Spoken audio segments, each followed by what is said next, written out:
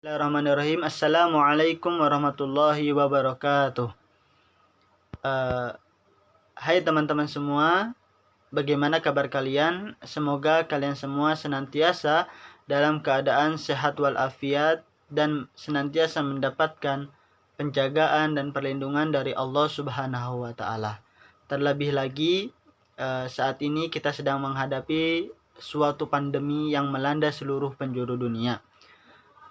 Sambil kita menunggu vaksinasi datang, kita tetap menjaga 3M yang dianjurkan oleh pemerintah, yaitu memakai masker, mencuci tangan, dan menjaga jarak. Baik, pada kesempatan kali ini, perkenalkan, saya Irfan Adi Pamungkas, nomor NIM 230341930. Saya merupakan mahasiswa program studi pendidikan bahasa Arab Universitas Negeri Semarang. Pada kesempatan kali ini, saya akan menjawab 10 pertanyaan yang merupakan tugas ujian akhir semester dari mata kuliah Sosiolinguistik yang diampu oleh beliau Dr. Zaim El Mubarak MAG. Baik, untuk mempersingkat waktu, langsung saja kita ke pertanyaan pertama. Sebelumnya saya di sini sambil membaca teks yang ada di dalam komputer. Pertanyaan pertama. Kajian linguistik yang mempelajari sistem internal bahasa atau struktur bahasa disebut kajian. Jawabannya C. Mikrolinguistik. Pertanyaan selanjutnya yaitu pertanyaan kedua. Kajian bahasa yang lebih memperhatikan perangkat tingkah laku bahasa lazim dimasukkan dalam kajian. Jawabannya A. Sosiolinguistik. Pertanyaan ketiga. Perangkat sistem yang abstrak dan seragam bagi semua pemakai bahasa disebut juga C. Language atau tulisannya langue. Nomor pertanyaan keempat. Bahasa adalah suatu bentuk tingkah laku budaya manusia. Berarti bahasa itu jawabannya B. Seragam. Pertanyaan nomor 5. Variasi bahasa yang digunakan dalam stratifikasi sosial dikelompokkan pada kriteria tertentu, kecuali jawabannya A. Kriteria material. Pertanyaan nomor 6. Dalil bahwa bahasa adalah bentuk tingkah laku budaya manusia, berarti bahasa itu jawabannya B. Seragam. Pertanyaan nomor 7.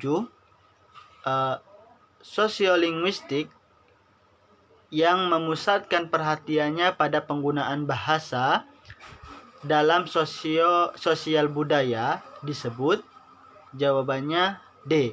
Sosiolinguistik struktural. Pertanyaan selanjutnya yaitu pertanyaan ke-8.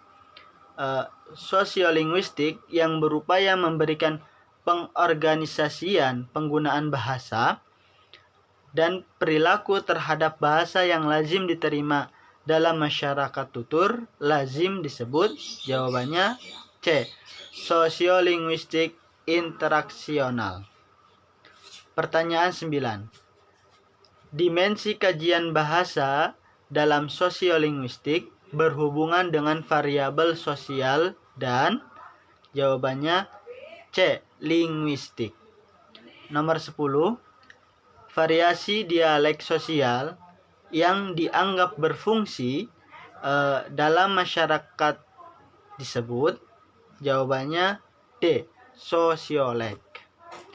Pertanyaan nomor 11. Fungsi bahasa yang bertindak untuk mengawasi dan serta untuk mengendalikan oleh Halliday dimasukkan dalam fungsi? Jawabannya C. Regulasi. Pertanyaan 12. Bilingualisme setara adalah bilingualisme yang, jawabannya A. tingkat penguasaan bahasanya sama. Kemudian pertanyaan nomor 13. Salah satu contoh situasi penggunaan varian bahasa jenis ragam tidak baku dalam situasi diglosia yaitu, jawabannya B. Dia pergi beneran ke Jakarta. Pertanyaan nomor 14. Pada masyarakat bilingual, diglosia berkait dengan pilihan B. bahasa dan ragam tinggi serta bahasa dan ragam rendah. Pertanyaan nomor 15. Salah satu contoh penggunaan ragam atau bahasa tinggi adalah penggunaan, jawabannya A. komunikasi kedinasan. Pertanyaan nomor 16. Bahasa Indonesia baku mempunyai ciri-ciri berikut kecuali digunakan, jawabannya D. dengan teman sekantor. Pertanyaan nomor 17. Situasi ditambah bilingualisme yang diglosia terjadi jika pilihan bahasa, jawabannya A. berkaitan dengan status bahasa tinggi dan rendah. Kemudian pertanyaan nomor 18.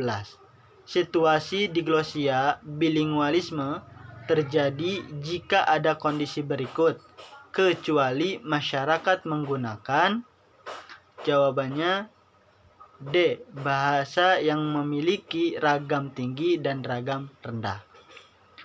Pertanyaan nomor 19. Ketika Anda melihat seseorang pelayan ketika Anda melihat seorang pelayan yang hanya menguasai bahasa daerah dan dia bercakap-cakap dengan majikannya, Anda sedang melihat praktik, jawabannya A. diglosia. Pertanyaan nomor 20. Seorang ustadz sedang memberikan pengajian di Masjid Istiqlal dengan menggunakan pengantar bahasa Indonesia dan bahasa daerah. Ustadz tersebut sedang melakukan praktik, jawabannya A. diglosia dan bilingualisme. Kemudian pertanyaan nomor 21. Mengapa masyarakat tutur itu dapat berbentuk? Jawabannya C. Karena kebersamaan dalam kode-kode linguistik. Pertanyaan nomor 22. Kompleksnya masyarakat tutur ditentukan oleh, jawabannya D. banyak dan luasnya variasi bahasa. Pertanyaan nomor 23. Masyarakat tutur yang benar dan beragam memperoleh verbal repertorinya dari, jawabannya B. interaksi verbal langsung di dalam kegiatan. Pertanyaan nomor 24.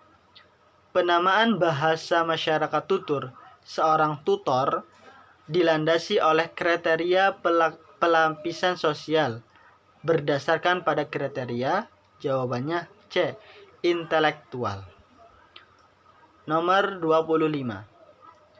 Masyarakat tutur yang memiliki kompetensi berbahasa lebih dari 3 bahasa atau lebih termasuk masyarakat tutur, jawabannya C. multilingual. Pertanyaan nomor 26. Yang termasuk masyarakat tutur berdasarkan ketaatan beragama adalah, jawabannya D. majelis taklim. Nomor 27. Pilihan berikut adalah penyebab hadirnya variasi bahasa eksternal kecuali, jawabannya B. lingkungan linguistik. Pertanyaan nomor 28.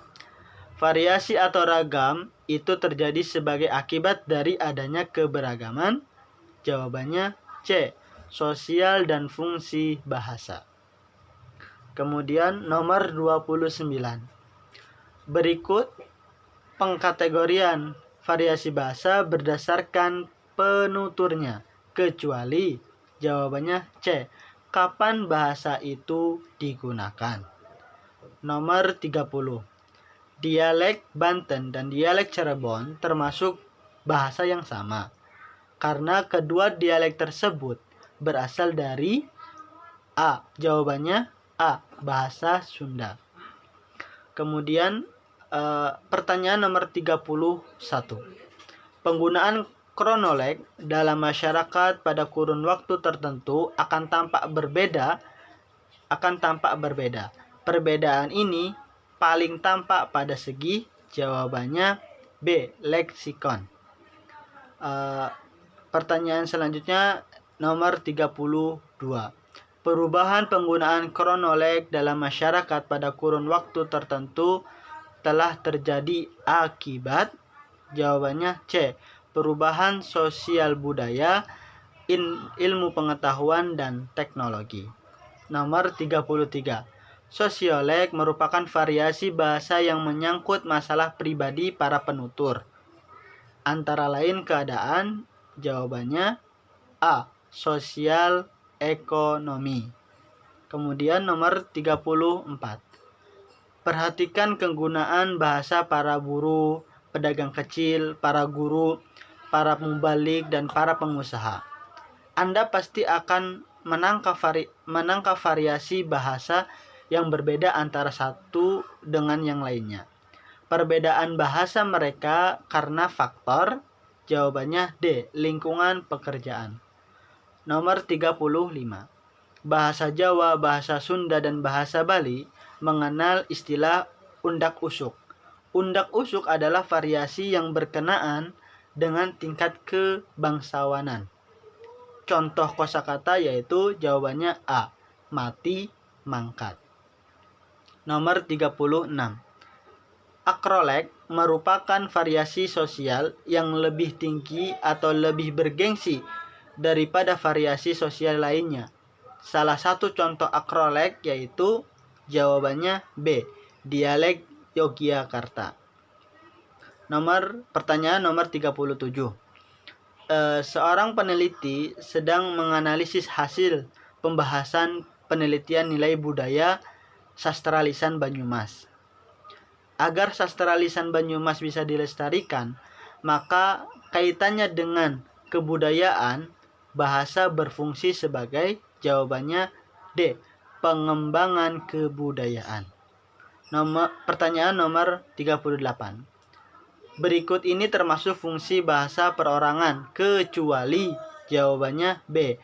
Fungsi transaksional. Pertanyaan 39. Mengenali dialek seseorang dari karya tulisnya memang lebih sulit daripada melalui, jawabannya berbicara. Pertanyaan nomor 40. Hal-hal berikut yang merupakan faktor penyebab bilingualisme kecuali, jawabannya B. Apa yang dibicarakan dalam tuturan. Pertanyaan 41. Pertimbangan pilihan bahasa atau ragam dalam diglosia dilakukan penutur berdasarkan pertimbangan, jawabannya C. Fungsi ragam dan bahasa yang terkait dengan derajatnya. Kemudian pertanyaan 42. Penggunaan dialek tinggi atau rendah yang tidak cocok dengan situasinya menyebabkan si penutur bisa menjadi cemoohan atau tertawaan orang lain. Kasus ini perlu dipertimbangkan jika situasi perintah pada pekerja digunakan, jawabannya B. Pilihan bahasa tinggi. Pertanyaan nomor 43. Berikut ini wacana kodifikasi formal dalam standarisasi ragam tinggi kecuali jawabannya D, petunjuk lafal. Pertanyaan nomor 44. Salah satu ketentuan perbedaan bahasa tinggi dan bahasa rendah yaitu jawabannya B, fungsi bahasa pilihan. Kemudian mengapa dalam situasi resmi bahasa Indonesia dipilih dalam kebiasaan bilingualisme? Jawabannya C, karena bahasa Indonesia itu berkedudukan lebih tinggi daripada bahasa daerah. 43. Hubungan antara bilingualisme dan diglosia terletak pada jawabannya A, tidak titik temu dan titik pisah antara bilingualisme dan diglosia. Pertanyaan nomor 47.